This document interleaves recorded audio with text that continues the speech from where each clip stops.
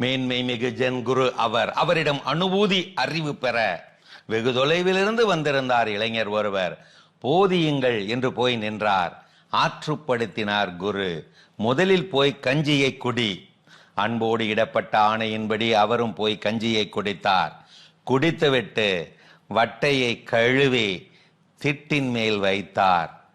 திட்டின் மேல் வைத்த அந்த சிற்றொளியிலே, அந்த நொடியிலே விழிப்புணர்வு ஞானம் பெற்றார். வட்ட நிலாவாக மிளிர்ந்தார். அக ஒளியிலே ஒளிர்ந்தார். சூப்பர் இல்ல? திரும்ப கேளுங்க. மேன்மை மிகு ஜென் குருவிடம் அனுபூதி அறிவு பெற வெகு தொலைவிலிருந்து வந்திருந்தார் இளைஞர் ஒருவர். போதியுங்கள் என்று போய் நின்றார். ஆற்றுப்படுத்தினார் குரு. முதலில் போய் கஞ்சியை குடி. அன்போடு இடப்பட்ட ஆணையின்படி அவரும் போய் கஞ்சியை குடித்தார். குடித்துவிட்டு வட்டையை கழுவி திட்டின் மேல் வைத்தார். திட்டின் மேல் வைத்த அந்த நொடியிலே எழுப்பப்பட்ட சின்ன சிற்றொளியிலே விழிப்புணர்வு ஞானம் பெற்றார். வட்ட நிலாவாக மிளிர்ந்தார். அக ஒளியிலே ஒளிர்ந்தார். அன்றாட அலுவல்களிலே அடங்கி கிடக்கின்றன அனுபூதி அற்புத அக ஒளி ஆர்ப்பாட்டங்கள்.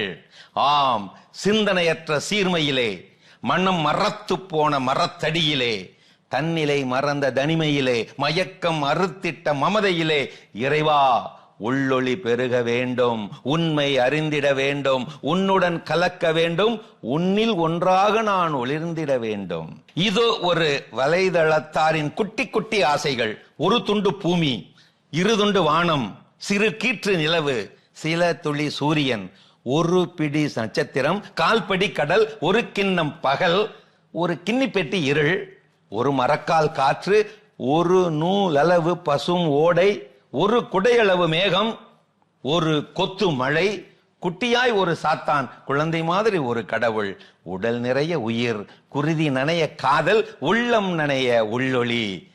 இவை மட்டும் போதும் இறைவா, வேறெதுவும் வேண்டேன் தலைவா. அருமையான கதைகள் 1000 பகுதி பார்த்து